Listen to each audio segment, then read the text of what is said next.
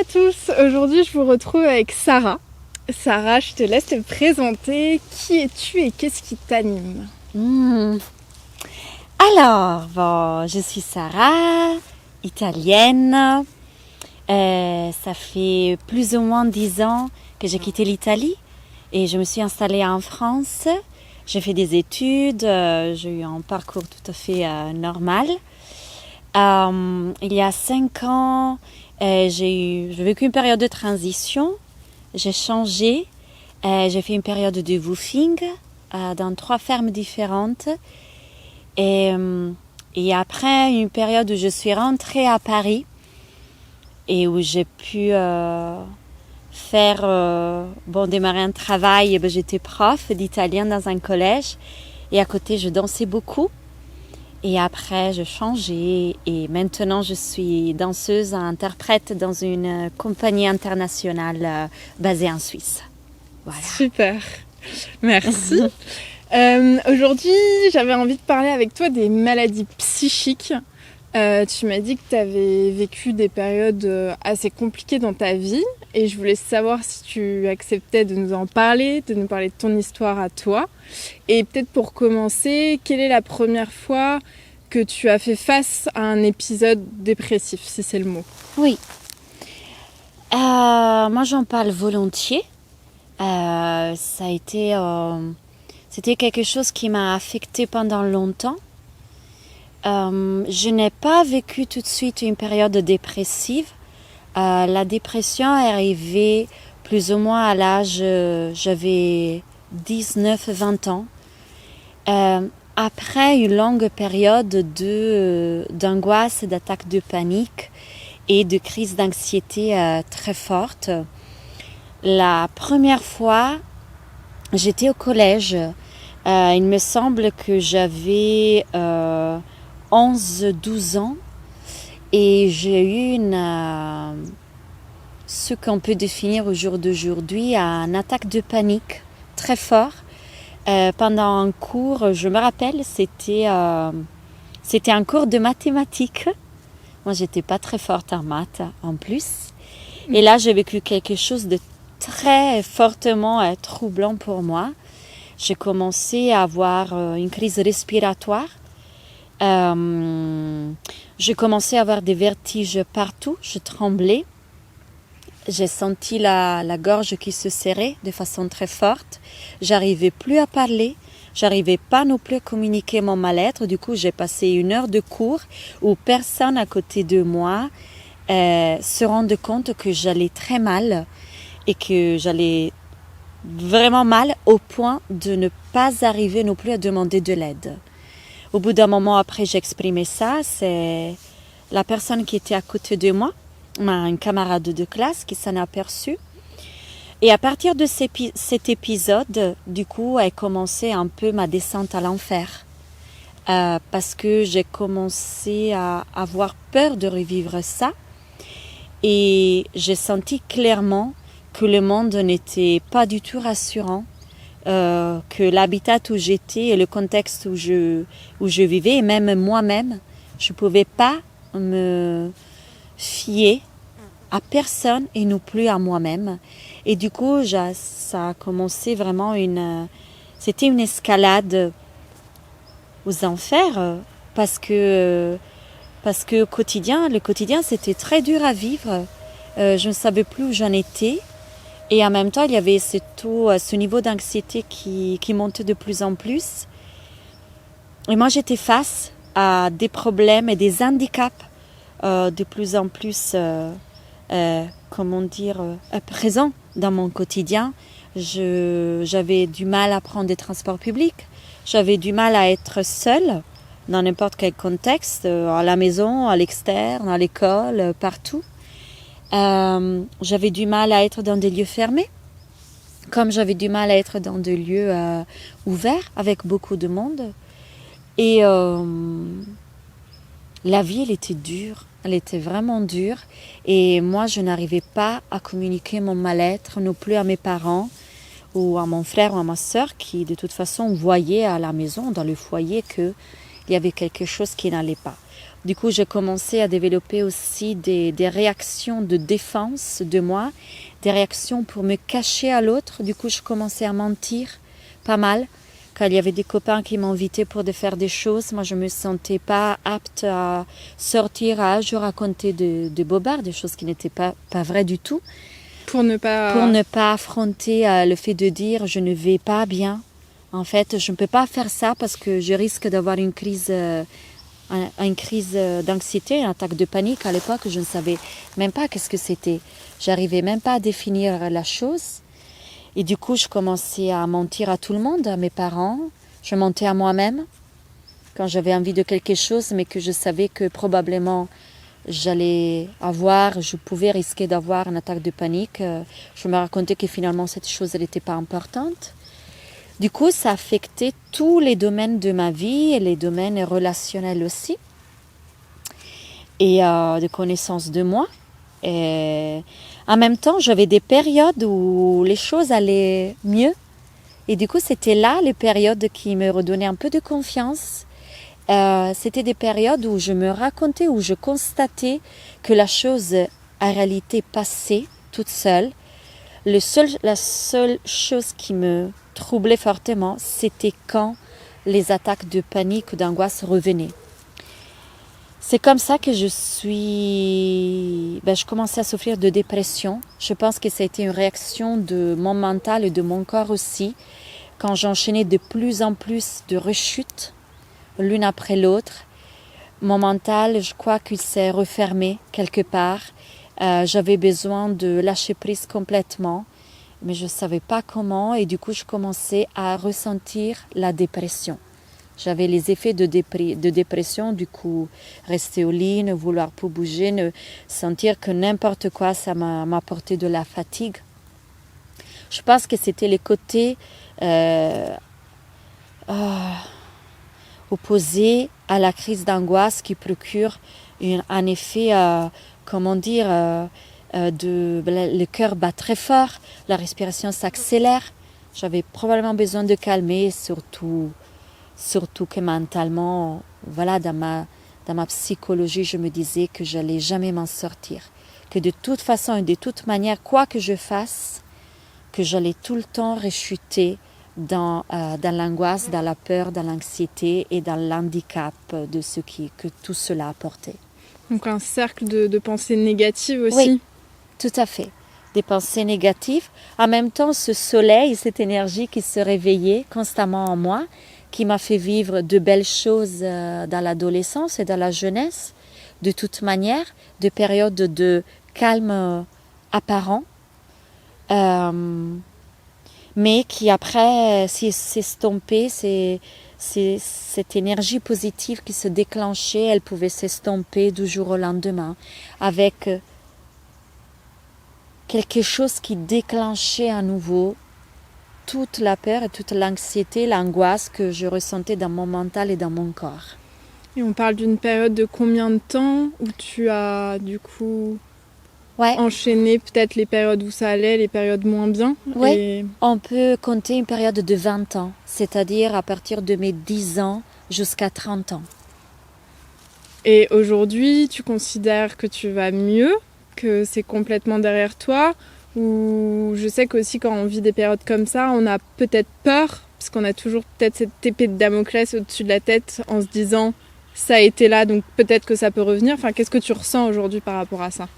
Je sens qu'il y a eu un chemin qui a été fait et qui a été fait vraiment par moi-même et pas par des médicaments de synthèse que j'ai assumé pendant une dizaine d'années pour faire face, pour survivre à cet état de mal-être.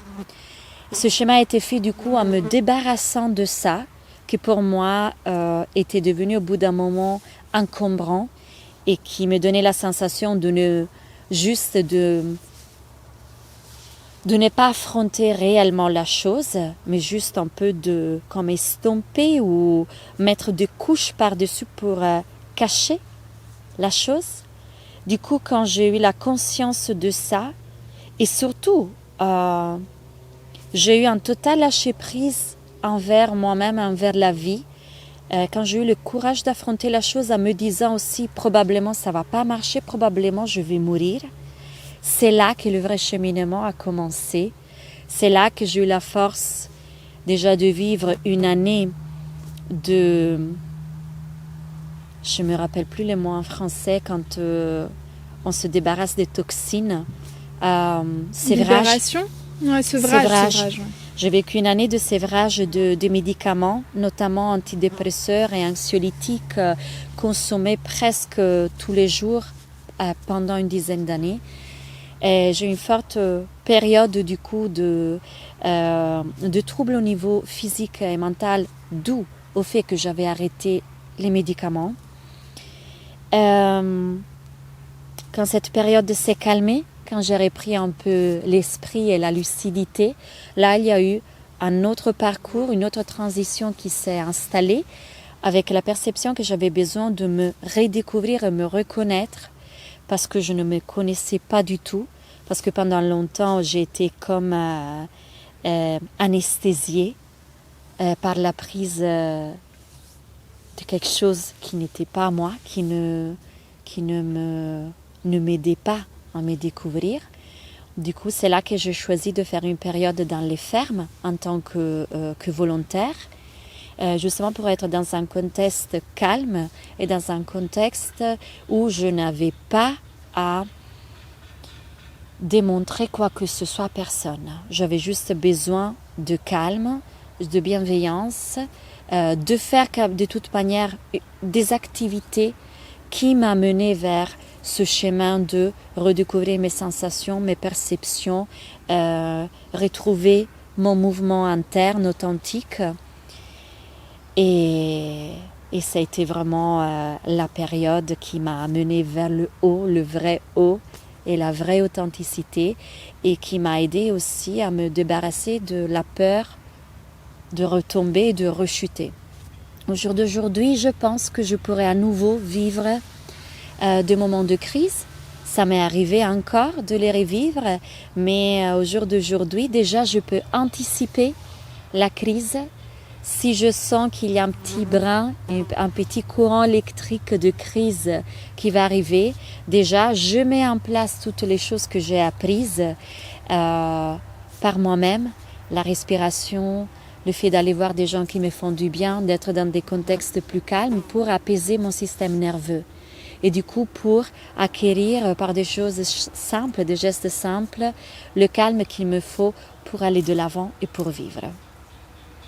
Donc finalement, aujourd'hui, c'est comme si tu avais mis en place des habitudes pour justement prendre soin de ton état psychique et émotionnel, que tu as appris en fait quand ça allait pas, pour justement prévenir plutôt que guérir après. Tout à fait. Donc, donc finalement, c'est des choses qui te font du bien. C'est quoi concrètement? Du coup, voir des personnes qui te font du bien. Voir des personnes qui te font du bien, respiration. Qu'est-ce que je fais? Je regarde aussi qu'est-ce qui se passe vraiment si j'ai trop de tension en moi, si j'ai créé aussi par moi-même trop de tension relationnelle. Je vais mettre de la distance, je vais prendre du recul. Normalement, quand il y a ces cloches d'alarme qui s'installent à moi, ça veut dire aussi que je suis dans le trop d'une activité physique. Par exemple, dans mon travail de danseuse au jour d'aujourd'hui, par exemple, je dois faire attention quand je suis en tournée ou quand j'ai plusieurs dates qui s'enchaînent à calmer mon esprit, parce que ça veut dire qu'il y a eu beaucoup d'émotions qui étaient engendrées, qui étaient dévoilées, qui étaient...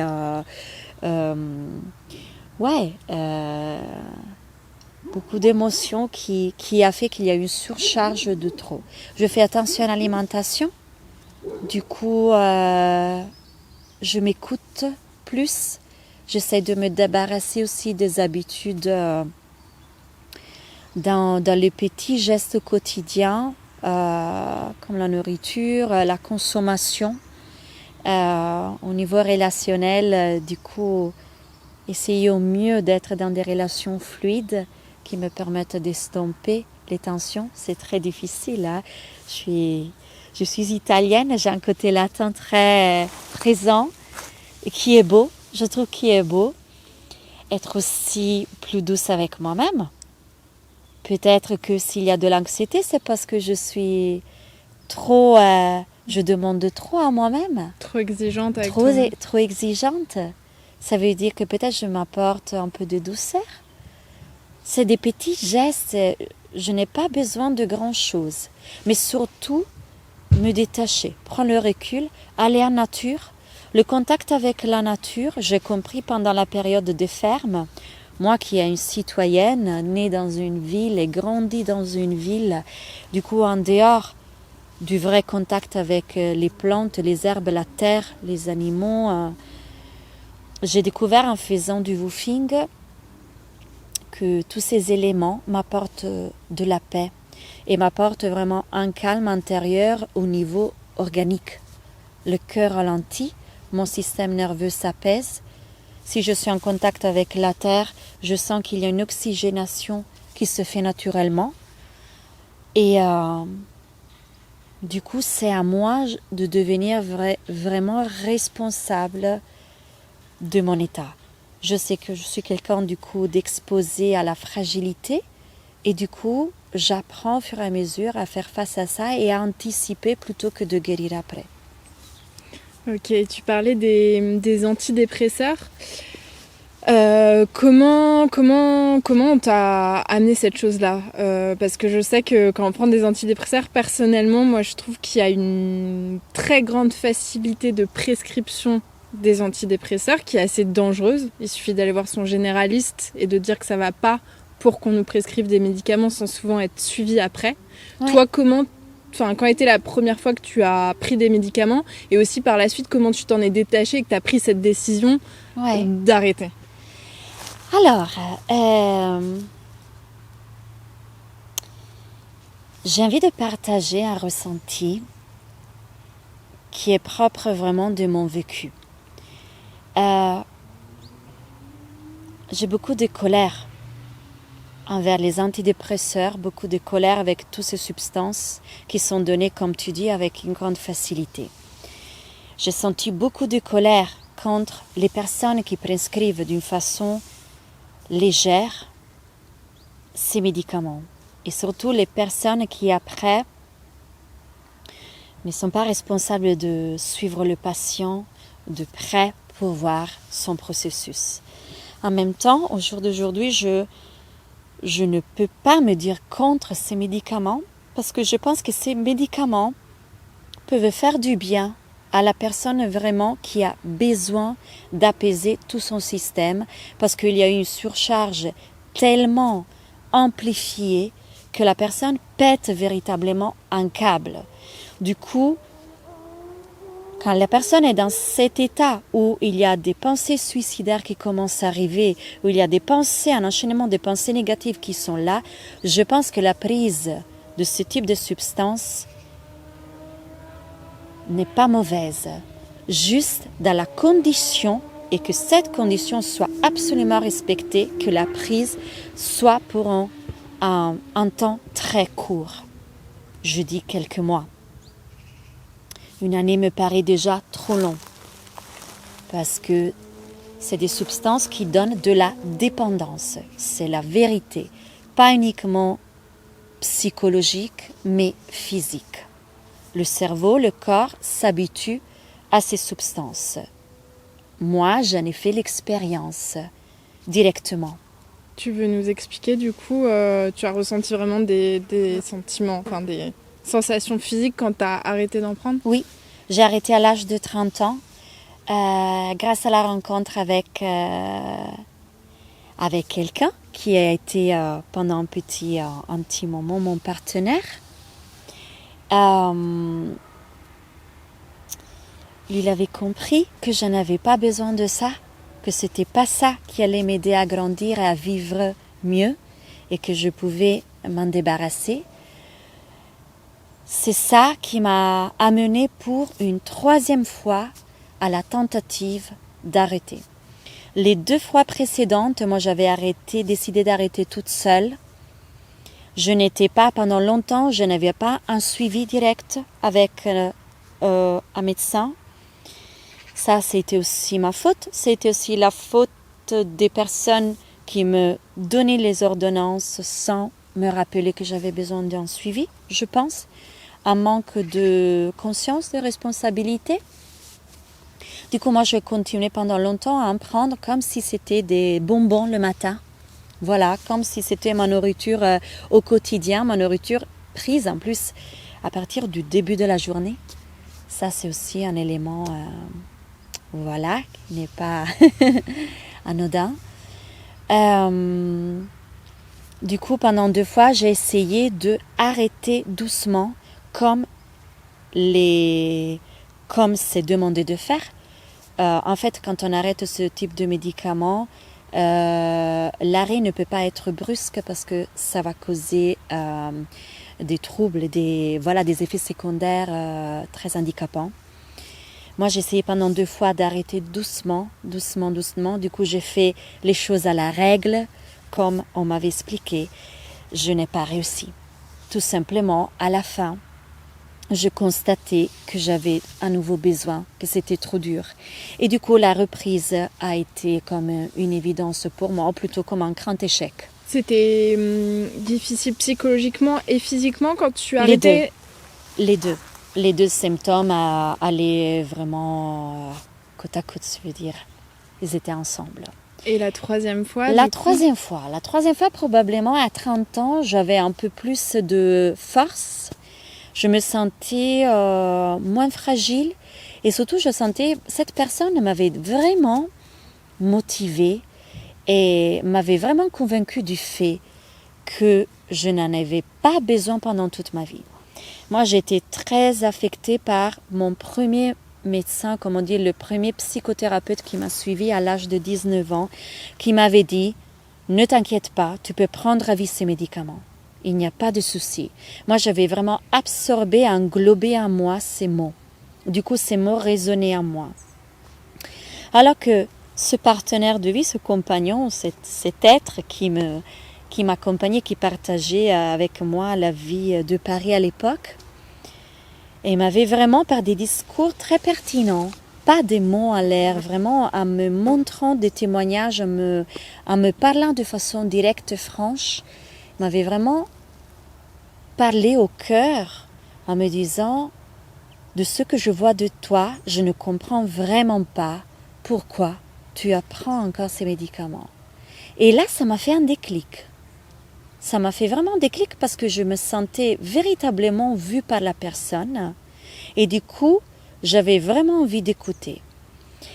Mais par mes expériences précédentes, j'avais compris que probablement le chemin de on arrête au fur et à mesure n'était pas pour moi. Et j'étais tellement remplie de motivation, d'énergie et de bonnes intentions que j'ai arrêté brusquement du jour au lendemain. Au tout début, je n'ai pas vu les effets secondaires. Disons qu'ils sont arrivés au bout d'une semaine, une dizaine de jours, et ça a été très violent. Ça s'est manifesté comment? Ça s'est manifesté par des tremblements. Je tremblais tout le temps. Je me rappelle très bien, mes mains n'arrivaient pas à se calmer. C'était un tremblement que je sentais partout dans le corps, de la tête aux pieds. Des vertiges.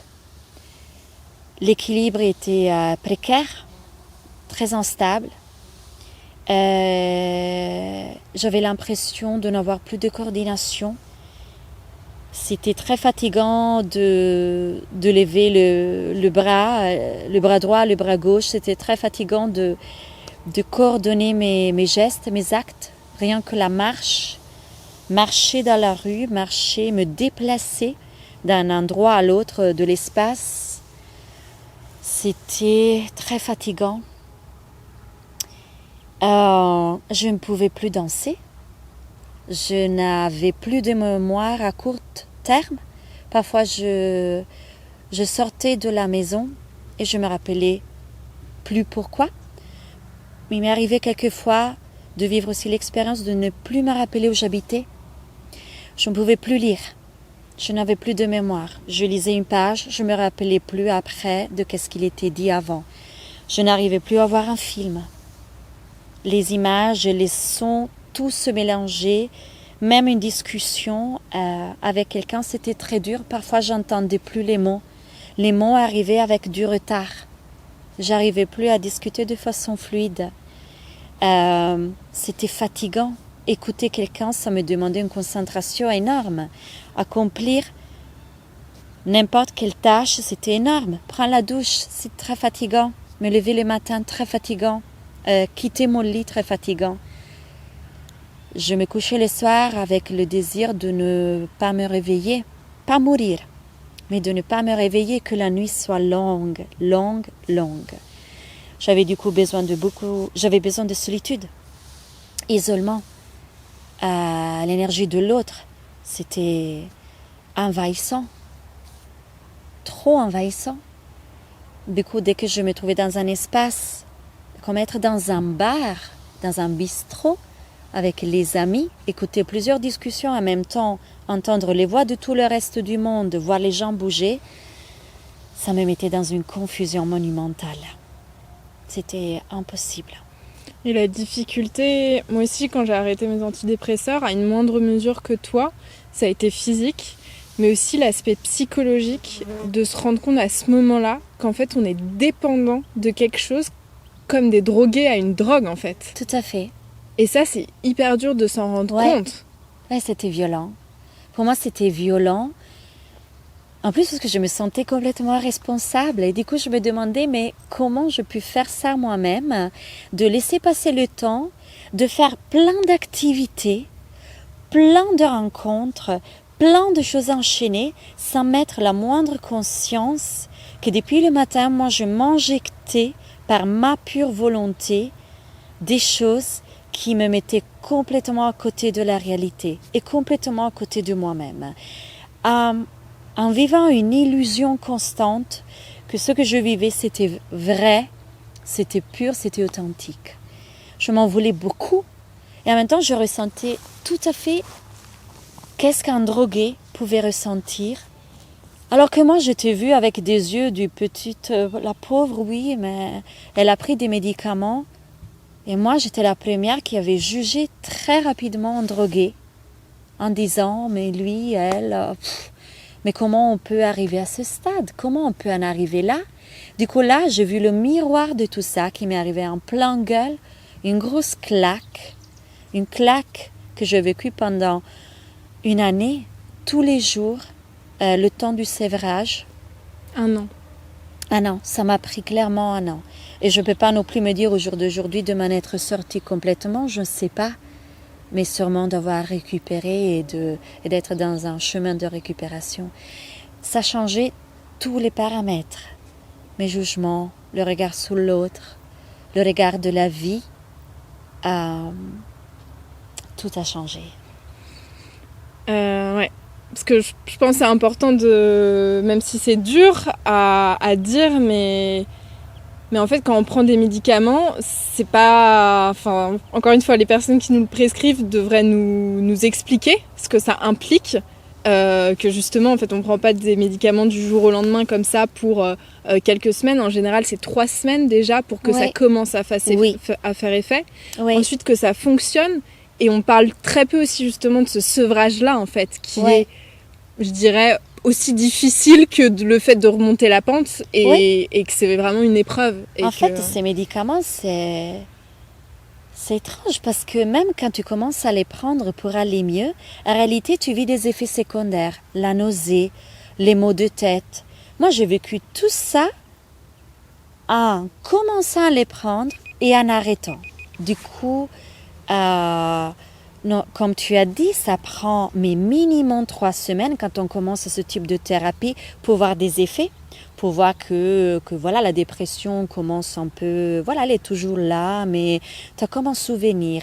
Moi, je me rappelle très bien ces côtés anesthésie.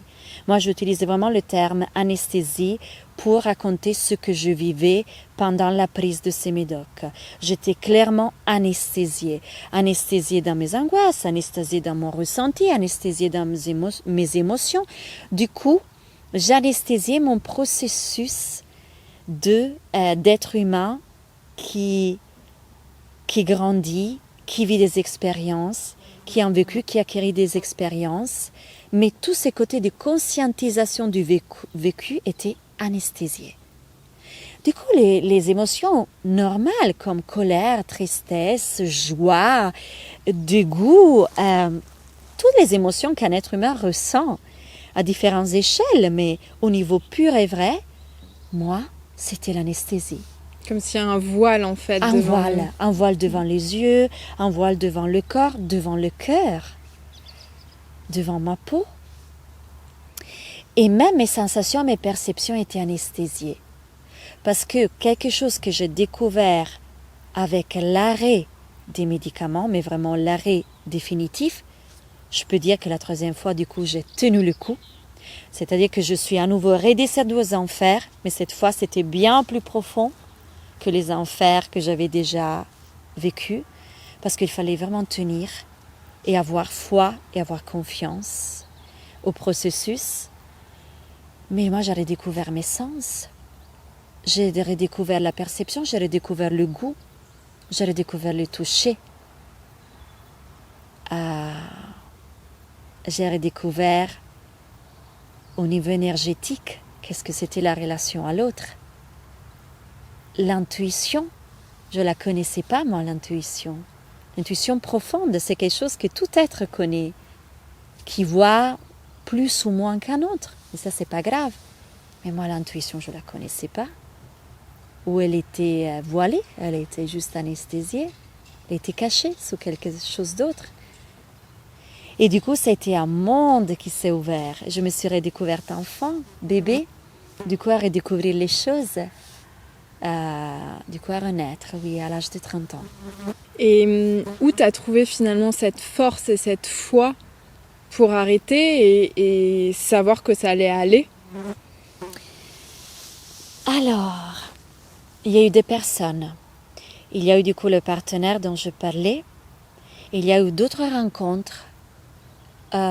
J'ai compris vite fait dans cet état du coup de fragilité énorme où j'étais toute seule en face des effets secondaires du sévrage que rien ne se passait par hasard.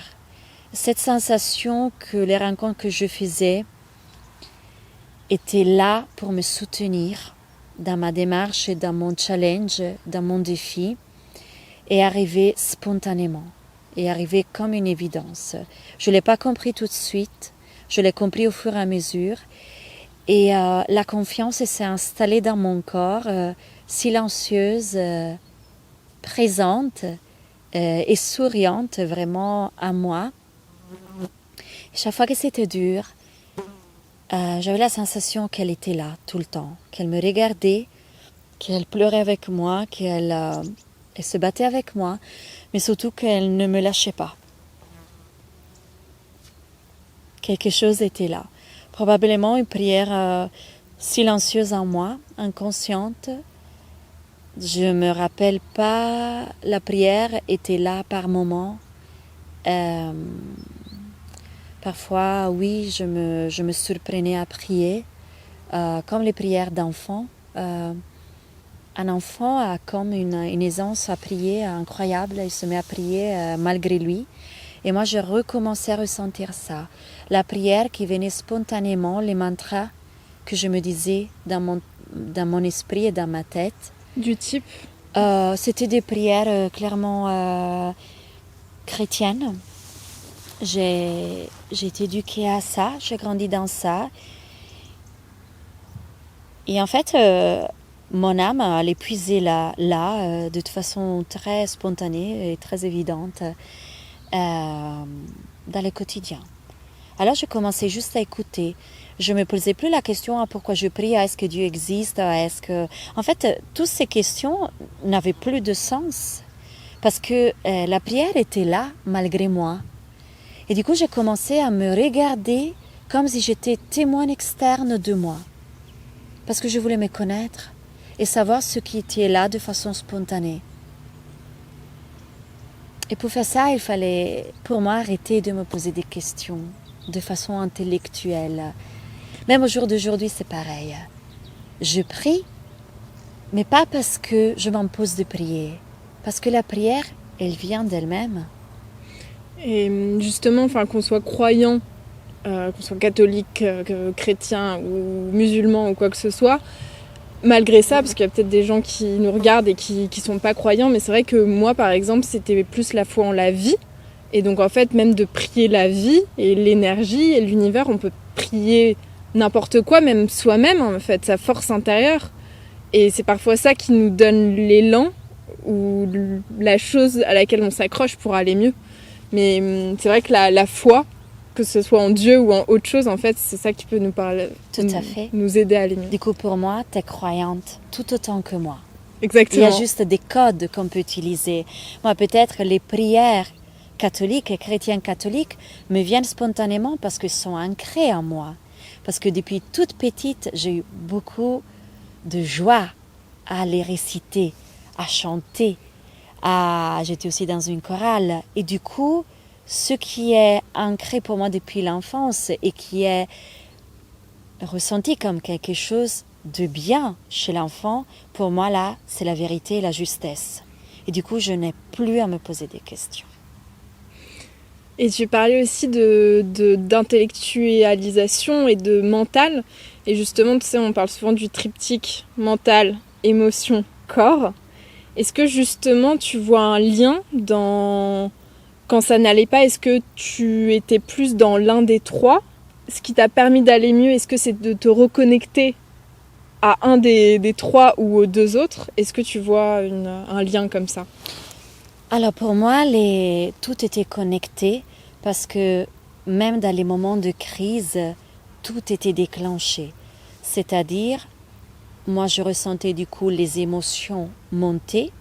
Je ressentais très bien que je commençais à avoir une perception de la réalité déséquilibrée. C'est-à-dire, c'est comme si mon cerveau m'envoyait des alarmes de danger là où le danger il n'y avait pas. Et en même temps, mon corps se mettait en mouvement. Mon cœur commençait à battre très fort. Ma gorge, mon cou se serrait. Ma respiration se faisait très affolée, ça se dit. Voilà, du coup, il n'y avait plus d'air qui rentrait. Il y avait comme une recherche d'air, alors que normalement on respire sans penser, sans intellectualiser la respiration. Ben là, moi, je devais faire un effort pour chercher mon air, l'air qui m'était indispensable pour vivre. Il y avait les vertiges, du coup, ce manque de terre, ce manque de sol. Mais en réalité, je veux dire, la terre a son mouvement interne qui est en continu, mais elle nous permet quand même de vivre. Alors que non, moi, ça me donnait... J'avais des vertiges, des tremblements, une perte d'équilibre. Tout était reçu comme quelque chose, je ne sais pas. C'était dur, mais c'était un ensemble de tout. Et est-ce que la danse, justement, et te reconnecter à ton corps, ça t'a permis d'aller mieux? Moi, j'ai toujours aimé danser. Depuis petite, j'ai pris des cours de danse de tout type, de tout. Moi, j'ai aimé les mots. Même avant de prendre des cours de danse, je me rappelle que quand j'allais en vacances, par exemple, avec mes parents, ma famille, mon frère et ma sœur, chaque fois qu'il y avait la musique, moi, je montais sur des chaises, sur des tables et je dansais. Je dansais, je bougeais. J'étais animée par le son, par la musique, à exprimer des gestes de mouvement. La danse, du coup, encadrée, codifiée, est venue après, comme un processus tout à fait normal. Ça s'est arrêté au moment du sévrage parce que je ne pouvais plus. J'avais plus de proprioception, coordination. C'était dur de suivre une chorégraphie. Je ne pouvais plus. C'était impossible. Et c'est là, du coup, que j'ai découvert une autre manière de danser. J'ai découvert d'autres pratiques qui m'amenaient dans un cheminement de mouvement, des pratiques qui lient du coup les côtés artistiques, le côté thérapeutique. J'ai vu le lien de ça, j'avais besoin de ça. Et c'est notamment ce qu'on appelle de façon très généralisée au jour d'aujourd'hui les pratiques somatiques, où la personne est prise en compte de façon globale, dans son corps, dans son émotion et aussi dans son conscientisation, intellect. Voilà. Du coup, j'ai commencé à entrer dans ce monde qui était pour moi méconnu avant parce que jamais j'avais porté l'attention. C'était mon besoin, mon moi-même désespoir qui m'a emmené à ces pratiques, à rencontrer des personnes, des pédagogues qui m'ont appris, qui m'ont pris dans les bras et qui m'ont accueilli comment j'étais pour me transmettre quelque chose de profond, pour me transmettre l'acceptation de moi et pour me faire dire que tout était mouvement et que tout est mouvement et que je pouvais me dire danseuse, qu'encore je pouvais m'explorer, mais en apportant cette bienveillance et cette douceur et en accueillant et surtout à voir bien en face de moi et affronter ce qui est la vérité qui était là, même dans mes handicaps. Et justement, quand on fait face à des épisodes dépressifs ou à des troubles psychologiques ou psychiques, c'est très difficile pour nous, mais je sais que c'est aussi très difficile pour notre entourage de nous accompagner, d'arriver à faire face au mal-être de la personne qui est en face et de nous accompagner vers le chemin de la guérison. Est-ce que toi, tu peux nous dire, quand ça n'allait pas, ce dont tu avais besoin, toi personnellement? Alors,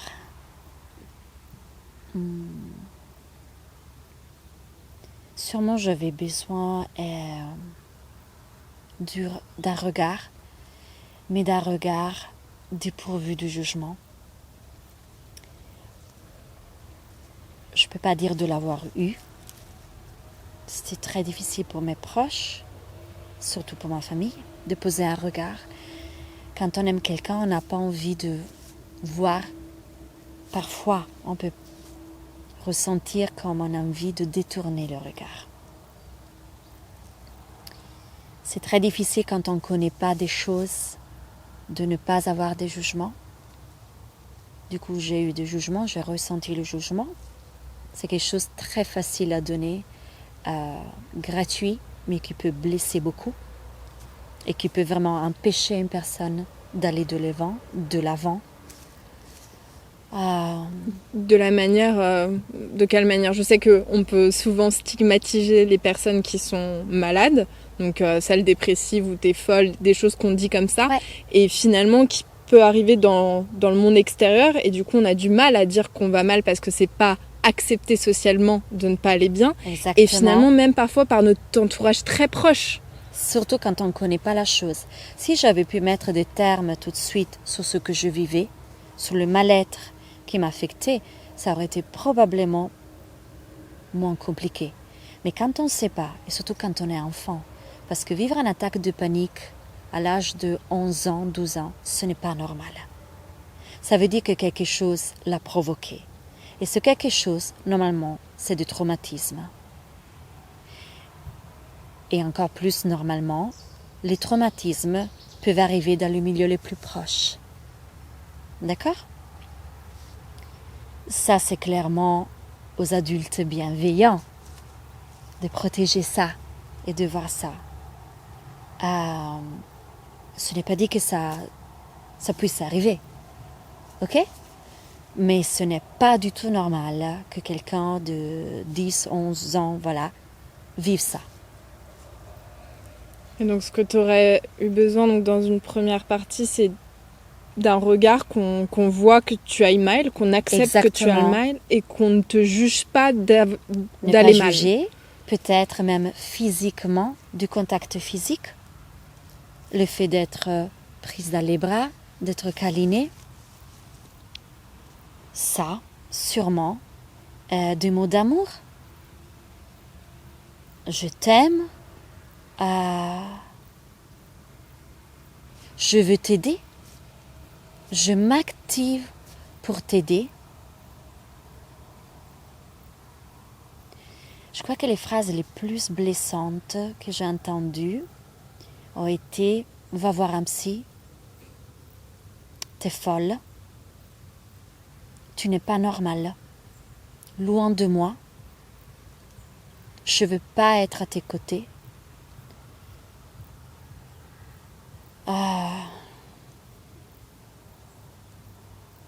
Ouais, des phrases comme ça.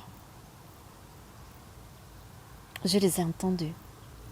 Même si je comprends très bien que l'intention de la personne n'était pas là. Parce que quand on dit des phrases comme ça, surtout par des proches, ça veut dire que tes proches ont juste peur et tes proches, ni la réalité, ni la vérité, parce que ça fait trop mal. Dès qu'au jour d'aujourd'hui, je comprends. Mais je ne justifie pas. Et est-ce que tu pourrais nous partager finalement peut-être 3 leçons de vie que toutes ces épreuves t'ont apportées, que ce soit par rapport à toi-même ou justement par rapport aux autres? Est-ce que tu as retiré des enseignements peut-être que malgré que ça a été difficile, ça t'a appris des choses sur toi ou sur les autres? Alors moi j'ai clairement mon histoire, l'évidence, la réalité des faits m'a démontré que tu peux changer du jour au lendemain. Que la réalité peut vraiment apporter des surprises. Quelque chose d'extraordinaire, quelque chose qui va au-delà de notre compréhension. Je crois qu'au fond de moi, il y a toujours eu moi je l'appelle impulso de vie, impulsion. Quelque chose qui ne stagnait pas, mais qui était tout le temps présent, même dans les pires moments.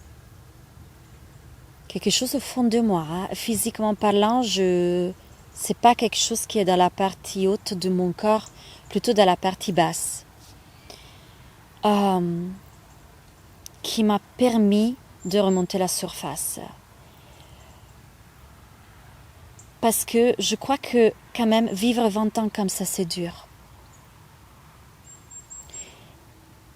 Je ne sais pas en réalité qu'est-ce qui s'est passé, mais je sais que il y a eu quelque chose plus grand que moi qui était toujours là, parfois devant, parfois derrière moi, parfois à mes côtés, et qui m'a permis d'accepter aussi de vivre cette transformation et de ressentir pleinement la vie à l'âge de 30 ans. C'est pour ça que ce qui me vient de dire, quand j'entends quelqu'un dire « en fait, j'arriverai jamais », ce que j'entends moi est « je n'y arriverai jamais tout seul ». Oui, probablement c'est là la vérité. Peut-être tout seul, on n'arrivera jamais. Mais peut-être qu'il y a, est-ce qu'on est autre que nous-mêmes, autre que notre perception de nous-mêmes. Et là, alors, c'est la petite porte ouverte, mais qui peut clairement devenir une porte qui devient un espace immense et rempli de choses que jamais on n'aurait cru possible. Et du coup, quand il y a des personnes qui me partagent des moments de désespoir, même de longs moments,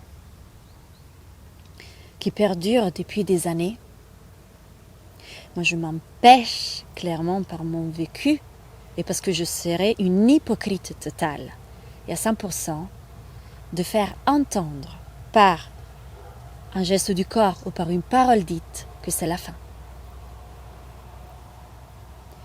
Mais plutôt, j'essaye de faire passer à la personne que non, qu'elle a juste une perception d'un tunnel sans fin et où il n'y a que de l'ombre et du noir. C'est juste une perception parmi les 1000 qu'elle pourra probablement ressentir après. Et qu'il y a toujours quelque chose qui est là, qui va au-delà d'elle. Et peut-être moi repérer où c'est la chose, moi me mettre en résonance avec la personne qui me partage ça. Rien que mon vécu est l'expression de que c'est toujours possible. Même quand on est au fond du bac, au fond du tunnel, au fond aux enfers. Moi j'utilise le mot enfer parce que j'ai le sentiment d'être vraiment descendu très bas. Et mais jamais je me permettrai de ne pas donner un brin d'espoir à quelqu'un qui vient vers moi et qui me partage quelque chose de très douloureux. Je serai complètement à côté de la plaque et à côté de moi. Du coup, ça veut dire que je serai dans quelque chose de faux, de ne pas vrai. Donc toutes ces épreuves, ça t'a à la fois permis d'avoir foi en la vie et au fait que tout finit par s'arranger si on est accompagné, d'être plus à l'écoute peut-être des autres qui viennent vers toi. Est-ce qu'il y a une dernière chose qui a changé? Accepter aussi d'être dans des sensations de fermeture. Accueillir ça aussi. Des fois, on sent pas que l'autre il est là pour nous aider. On sent pas que l'externe il est là pour nous faire du bien, pas pour faire du mal. Même accueillir ça, mais sachant qu'en profondeur, au bout d'un moment, il y a cette force qui émerge et qui est là malgré nous. Et ça va être vraiment la vie, le quotidien qui va le démontrer. Je crois que l'être vivant est animé vraiment par ça. Tout être. Même c'est lui ou celle qui pense vraiment ne pas pouvoir ressentir ça, ne pas avoir ça. Non, je ne le crois pas. Mais c'est la vie, c'est l'observation aussi de ce qui se passe autour de nous. Quand parfois on est trop en souffrance, on se referme. Il y a vraiment un acte de fermeture. C'est aussi quelque chose que le corps met en place pour garder la moindre énergie pour un geste, pour les gestes qui nous permettent de survivre. Du coup, c'est un processus tout à fait normal. Mais peut-être s'accorder, voilà, même dans ces souffrances, l'espace d'un regard externe à nous et voir qu'est-ce qui arrive à l'extérieur de nous, c'est là que probablement, au bout d'un moment, il y a un déclic qui arrive. Pour moi, c'est le déclic, on ne sait pas quand va arriver, mais il va arriver. Le déclic va vraiment arriver. Je suis d'accord avec toi. Et c'est vraiment un processus et d'accepter en fait parfois que ça va pas aussi en fait. Et ça ne va pas et t'as beau lire tous les livres, rencontrer toutes les personnes que tu veux, faire tout ce que tu veux, tant que déjà que t'as pas pris la décision toi-même d'aller mieux, ça n'ira pas mieux. Et parfois c'est compliqué parce que moi je sais que quand ça allait pas, j'attendais ce déclic parce que je sais qu'à un moment il vient et que parfois on est là mais il vient pas ce déclic. Et d'être dans l'acceptation qu'en fait il y a des périodes où il faut aller mal pour aller mieux ensuite. Et c'est vrai que c'est un processus. Bien sûr. Et après, voilà, ça je parle de façon générale et de façon, comment dire, mon vécu. Je parle de mon vécu, je parle aussi des partages que j'ai eus pendant mon vécu. Après, voilà, ça, sachant aussi qu'il y a des traumatismes chez certains tellement ancrés, tellement forts, que du coup, le temps pour émerger, pour venir à la surface, c'est un temps plus dilaté. Et qu'on ne sait pas pourquoi non plus ces personnes ont pu vivre ça, pourquoi ils ont développé une fermeture totale à l'impulsion de la vie. Ça aussi, c'est à respecter. Et ce qu'on demande vraiment, c'est juste d'être là. Comme j'ai dit avant, sans jugement. Sans vouloir forcément pousser l'autre à émerger, parce que parfois c'est clairement possible pour l'autre, mais juste être là. Je suis d'accord. Comment je sais pas, c'est à trouver, c'est un équilibre, mais ouais, être là inconditionnellement. Et ça dépend aussi de la personnalité de la personne qui va mal, parce que je sais par exemple, moi quand ça allait pas, ma sœur elle est du genre à dire bon maintenant ça va pas, il faut que ça aille mieux. Et parfois on a besoin de cette impulsion de là, en effet, arrête de t'apitoyer sur ton sort, il faut que tu fasses quelque chose. Et en même temps, on a besoin de cette douceur que peut-être ma mère avait. Et en fait peut-être que selon la personnalité des personnes qui encadrent les personnes qui ne vont pas bien, d'alterner entre ces deux-là, même si notre personnalité, elle est beaucoup dans l'action ou dans la maternance, mais d'avoir cette alternance parce qu'on est tous différents et ça nous touche différemment et parfois on n'a pas besoin d'être secoué et parfois on en a besoin. Tout à fait. Tout à fait. Mais voilà, il y a ce besoin d'équilibre, il y a ce besoin d'apports différents.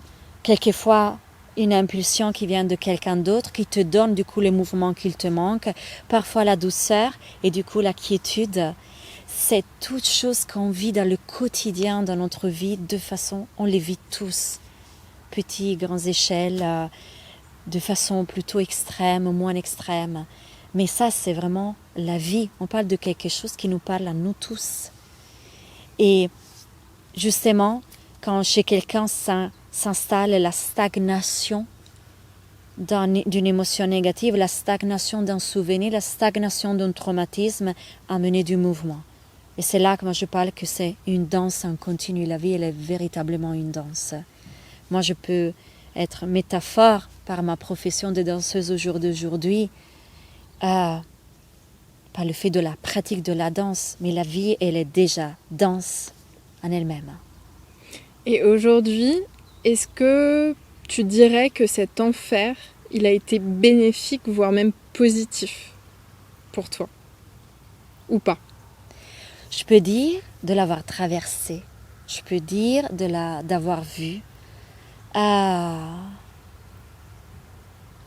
C'est bénéfique du moment où tu as le revers de la médaille, c'est-à-dire la lumière. Alors, vu que j'ai connu l'enfer, je peux ressentir beaucoup de gratitude pour la lumière. Encore plus que oui. Si tu n'avais peut-être pas vécu l'enfer. Décidément. Quand j'étais dans ma période d'anesthésie, comme j'aime l'appeler, la perception du ciel ou de l'enfer, moi j'utilise ces termes, mais on peut utiliser n'importe, chacun, le haut, le bas, voilà, c'est très... elle était très atténuée, la perception de ça. Au jour d'aujourd'hui, j'ai traversé l'enfer, je l'ai vu, je peux même le réanimer en moi. Du coup, le faire émerger à nouveau, ça fait partie quand même d'une thérapie que je peux avoir sur moi. Le fait de me soigner à nouveau, quand je sens que cet enfer peut, atteindre mes cellules de façon trop rapide, trop au point de me faire ressentir à nouveau mal. Du coup, je peux pas du tout les contrôler, parce que ce n'est pas du tout ça, mais je peux danser avec. Je peux, je peux faire émerger d'autres choses qui vont rééquilibrer à nouveau. Et du coup, voilà, oui, il y a comme une amplitude dans ma perception du tout, le tout qui est là. Du coup, le beau, ce qu'on appelle de façon très vulgaire le beau et le laid, le bon, le méchant, le doux, l'agressif, le violent. Il y a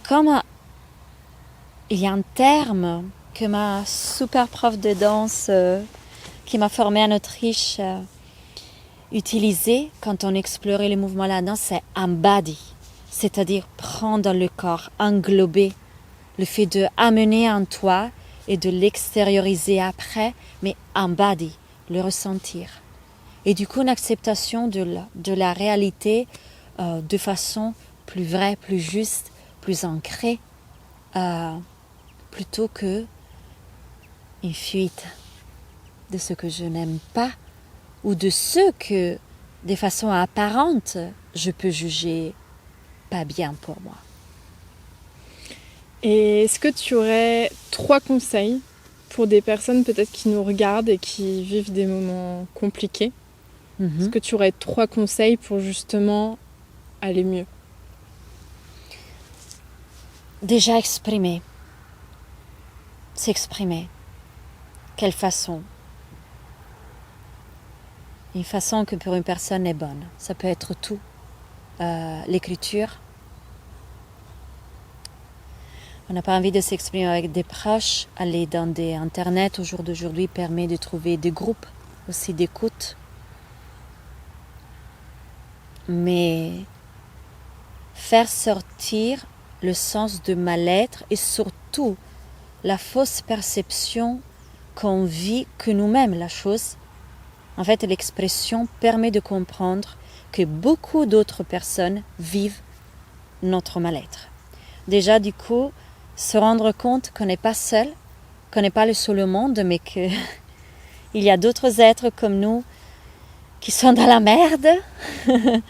Et que c'est normal et que c'est normal et qu'on est tout à fait normal. Ça met déjà dans un cadre différent et ça nous fait ressentir les choses différemment. Du coup, exprimer, trouver sa façon. Même si on est seul avec nous-mêmes parce que l'expression à l'autre est trop dure, trouver une manière, danser, bouger, dessiner, colorier, voilà, toute chose qui nous fait quand même être dans un mouvement interne qui est présent et constant.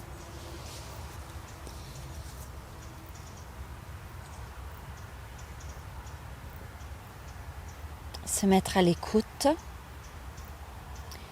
Déjà ça, l'écoute et observer ce qui nous arrive dans le quotidien. C'est-à-dire ne pas vivre passivement même une journée de merde. Une journée de merde, elle peut être là, d'accord. Mais le soir, remémorer qui j'ai vu, à qui j'ai parlé, qu'est-ce que la personne m'a dit, c'est quoi les objets que j'ai rencontrés dans ma journée, c'est quoi les goûts que j'ai ressentis. C'est juste faire revenir à la mémoire. Peut-être que quelque chose va donner un déclic, une pensée, une conscience de quelque chose qu'on n'avait pas vu, mais qui s'est passé. Et bizarrement, c'était la chose dont j'avais besoin. Ou qui me met dans un chemin que, par intuition, je ressens juste. Oh, ouais.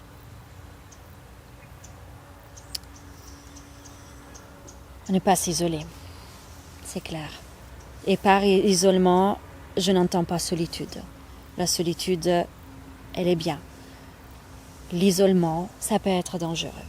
Donc, quelle différence tu fais? Parce que justement, tout à l'heure, tu disais que toi, tu avais besoin de solitude quand ça allait pas. Quelle différence tu fais entre solitude et isolement? Isolement, c'est quand clairement on ferme les portes à tout contact externe et à tout... parce qu'on se cache, parce qu'on a honte. Alors que la solitude, c'est le temps de recueillement. La solitude, ça doit être ça, le temps de recueillement, d'observation, mais pas le temps de fuite. Si on s'isole, souvent c'est parce que aussi on est en train de fuir. La fuite, elle peut être bonne. Je ne veux pas dire qu'elle est mauvaise, mais pas sur le long terme, quand on va très mal. Alors là, même se pousser à retrouver un contact, au moins un, à l'externe. Se forcer d'aller vers l'autre, même quand c'est compliqué. Même un appel. C'est toujours un mail, un message, un texto. Voilà. Mais redéclencher ce qui est normal dans l'être humain, c'est-à-dire la sociabilité. Parce qu'on est des êtres sociaux. C'est vraiment réinstaller des choses. Petit à petit. Petit à petit. Ouais. Merci. Voilà. Et c'est drôle quand tu disais te remémorer pendant la journée. J'aime bien finir les entretiens par les 3 kiffs du jour, qui est d'ailleurs un exercice que je faisais quand ça allait pas. Et quand justement on passe une journée de merde, on arrive toujours à trouver, même si c'est tout petit, 3 moments qui nous ont procuré de la joie dans la journée. Ça peut être prendre une douche chaude, ça peut être manger quelque chose qui était bon. Enfin, ça peut être des toutes petites choses, mais ça aide justement à... C'est vrai. Tu me rappelles, ça aide à contrebalancer. Il y a sûrement un truc positif. Mais moi, je veux dire, quand il y a un truc positif, c'est vraiment parce que je ne peux pas croire qu'une personne ne puisse pas vivre ça dans la journée. Ça peut être même faire pipi, faire caca. Je veux dire, on a eu du plaisir à se vider. Et même si c'est ça, c'est très bien. Mais l'accueillir, le conscientiser, qu'à ce moment-là, le corps, l'esprit, ou je ne sais pas, la personne, nous-mêmes, on a eu du plaisir. Voilà. Totalement. Du coup, je commence et je te laisse le temps de réfléchir pour les 3 kiffs de la journée.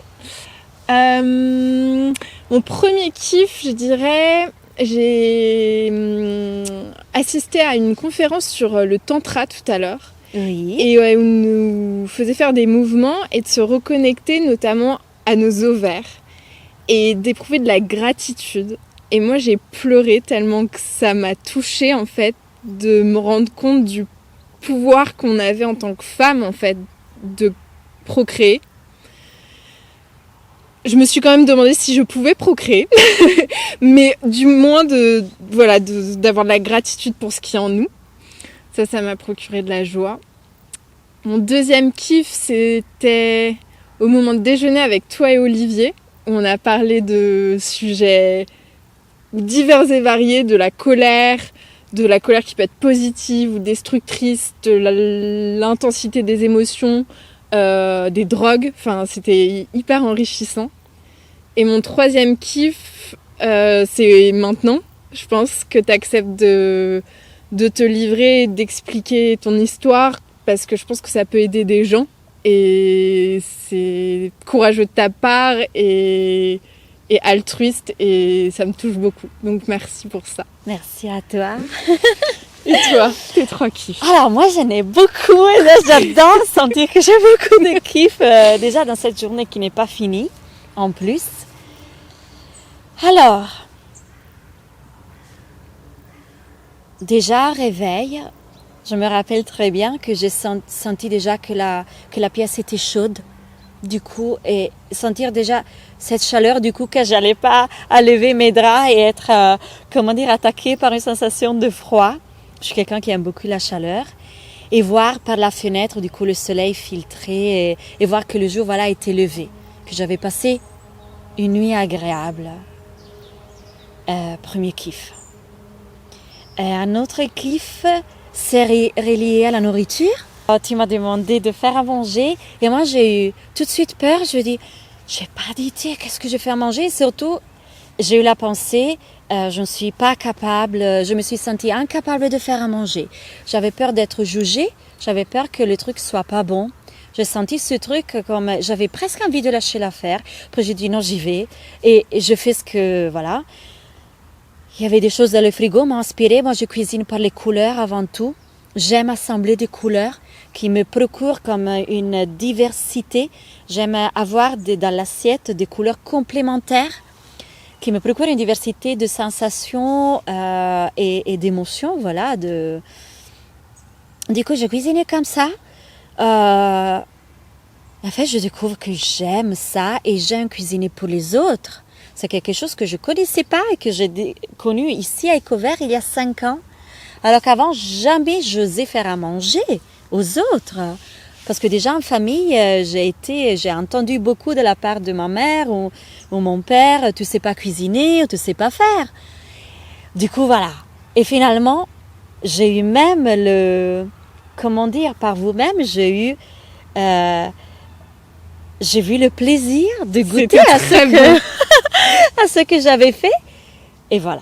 En plus, j'ai apporté de l'Italie avec les bruschetta, ça m'a fait plaisir.